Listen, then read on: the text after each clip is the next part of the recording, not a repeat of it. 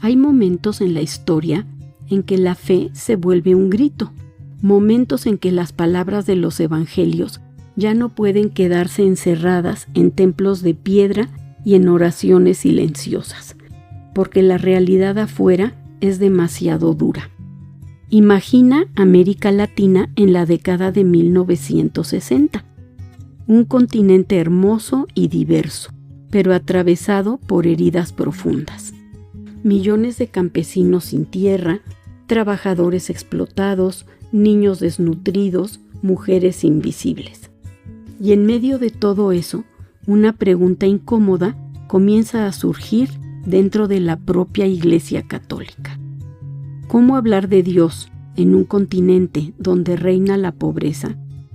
De esa pregunta nace la teología de la liberación. No nace en los grandes salones de Roma ni en las bibliotecas académicas europeas. Nace en los barrios marginales, en las montañas, en los campos de cultivo. Nace del polvo, del sudor y de las lágrimas de los pobres de América Latina. Hoy vamos a recorrer su historia. Vamos a entender sus raíces, sus luchas, sus protagonistas y sus controversias. También la relación con la Compañía de Jesús, la orden que más profundamente abrazó esta opción por los pobres y que pagó un precio altísimo por ello. Y al final veremos su vigencia hoy, en un continente que ha cambiado mucho, pero en el que la desigualdad sigue siendo una herida abierta.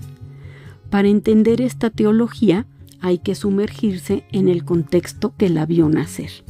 América Latina, mediados del siglo XX. El paisaje era contradictorio. Grandes haciendas y plantaciones, ciudades que comenzaban a modernizarse, pero rodeadas por cinturones de miseria. Las estadísticas eran devastadoras. La mayoría vivía en condiciones de pobreza extrema, sin acceso a educación, salud ni tierra propia. La Iglesia Católica había sido, por siglos, parte del entramado social.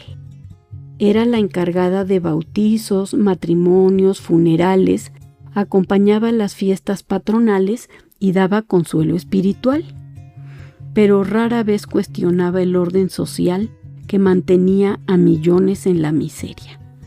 En los años 50 y 60, el mundo entero estaba cambiando. La Guerra Fría dividía el planeta en dos bloques, capitalismo y comunismo. Revoluciones como la cubana en 1959 encendían esperanzas y miedos por igual. Y en la Iglesia Católica ocurría algo sin precedentes. El Papa Juan XXIII convocaba el Concilio Vaticano II entre 1962 y 1965, un encuentro que buscaba abrir la Iglesia al mundo moderno.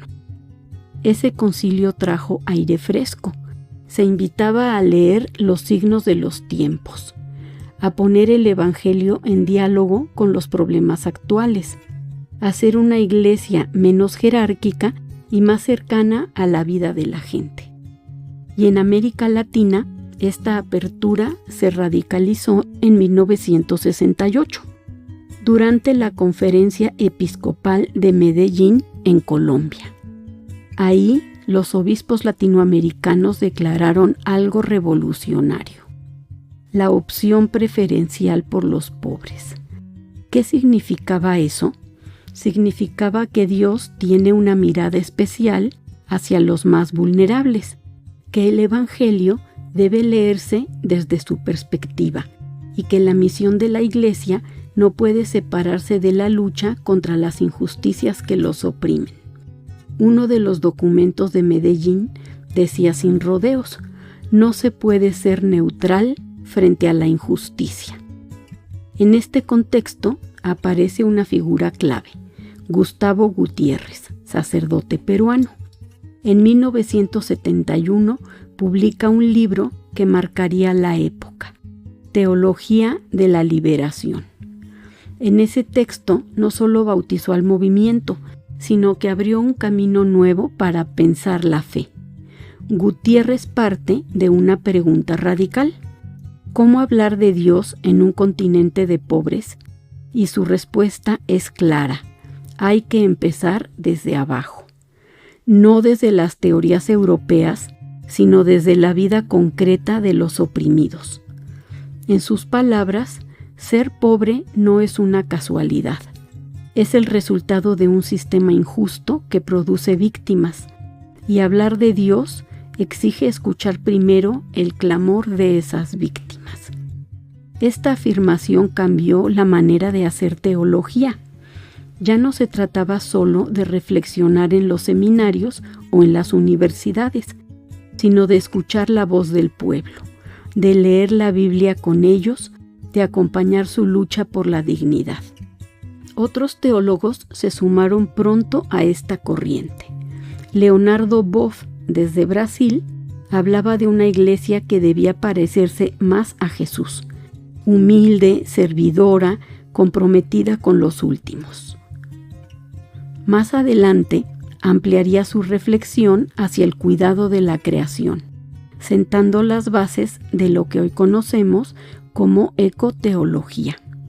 John Sobrino, jesuita en El Salvador, viviría en carne propia las guerras centroamericanas y escribiría sobre el martirio como lugar de revelación de Dios. Una de las expresiones más hermosas y poderosas de la teología de la liberación fueron las comunidades eclesiales de base. Pequeños grupos de campesinos, obreros y vecinos se reunían a leer la Biblia, a rezar y a analizar su realidad. Lo hacían sin esperar la presencia de un sacerdote.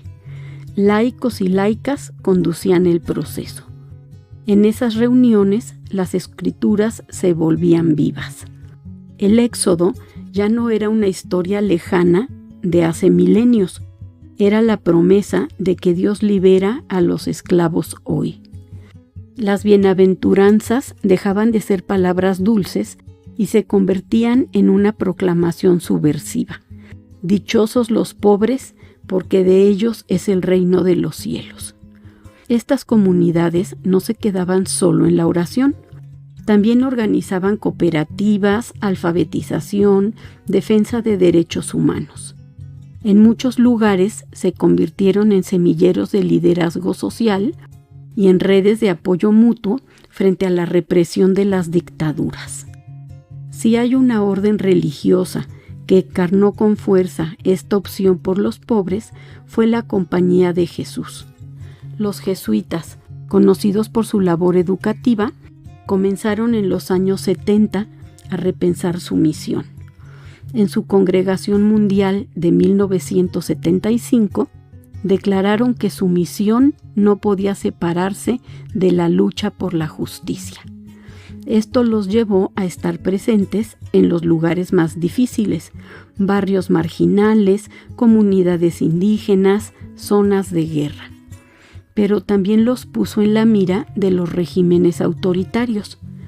El caso más emblemático ocurrió en El Salvador, en plena guerra civil. El 16 de noviembre de 1989, 6 jesuitas de la Universidad Centroamericana, junto con 2 colaboradoras, fueron asesinados por un escuadrón militar. Entre ellos estaba Ignacio Ellacuría, filósofo y teólogo que había dedicado su vida a buscar una salida negociada al conflicto salvadoreño. John Sobrino, sobreviviente de esa masacre porque no estaba en el campus aquella noche, escribió después: «Nuestros mártires no murieron por una ideología, murieron por fidelidad al Evangelio, porque se pusieron del lado de los crucificados de la historia». Estos asesinatos conmovieron al mundo y se convirtieron en símbolo del precio que muchos pagaron por vivir una fe comprometida hasta sus últimas consecuencias. Pero no todos en la Iglesia vieron con buenos ojos este movimiento. Desde Roma, especialmente durante el pontificado de Juan Pablo II y bajo la vigilancia del cardenal Joseph Ratzinger, llegaron fuertes advertencias. Se acusaba a la teología de la liberación de utilizar categorías marxistas, de politizar la fe, de confundir la misión espiritual de la Iglesia con agendas revolucionarias. Algunos teólogos fueron sancionados o invitados al silencio. Leonardo Boff, por ejemplo, enfrentó procesos de censura y terminó dejando la vida religiosa. Gustavo Gutiérrez fue investigado, aunque nunca condenado formalmente. La tensión fue evidente. Mientras muchos en América Latina veían en la teología de la liberación una respuesta al clamor del pueblo, el Vaticano temía que se diluyera la dimensión espiritual del Evangelio y se redujera todo a una lucha política. Hoy, más de 50 años después, ¿qué queda de todo esto? Por un lado, América Latina ha cambiado. Dictaduras cayeron, surgieron democracias frágiles, la pobreza adoptó nuevos rostros, pero la desigualdad sigue ahí. Migración masiva, violencia urbana, exclusión de pueblos originarios, crisis ambiental. Las preguntas de fondo permanecen. Por otro lado, el Papa Francisco, primer papa latinoamericano y jesuita, retomó muchas intuiciones de esta teología, aunque sin utilizar el nombre. Su insistencia en una iglesia pobre para los pobres, su denuncia de la economía que mata y su encíclica Laudato Si sobre el cuidado de la casa común recuerdan el espíritu de aquellos años. Además, la teología de la liberación se ha diversificado. Hoy hablamos también de teologías feministas, indígenas, afrodescendientes, ecológicas.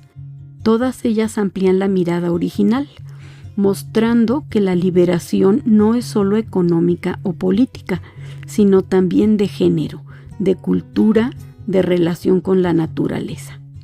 La teología de la liberación no es solo un capítulo en la historia de la Iglesia, es una invitación permanente a hacernos preguntas incómodas. ¿De qué lado estamos cuando hablamos de fe? ¿Podemos decir que seguimos a Jesús si ignoramos el clamor de los pobres? Quizá no todos compartan sus métodos o sus conclusiones, pero su mensaje sigue interpelando. Si creemos en un Dios que se hizo hombre y vivió entre los pobres, ¿cómo no escuchar su clamor hoy? Gracias por acompañarme en este recorrido por la teología de la liberación. Una historia que nos invita a mirar el pasado para entender el presente y sobre todo para cuestionarnos el futuro que queremos construir. Si este episodio te hizo reflexionar, compártelo con alguien que también quiere entender cómo la fe y la justicia se han entrelazado en la historia de América Latina.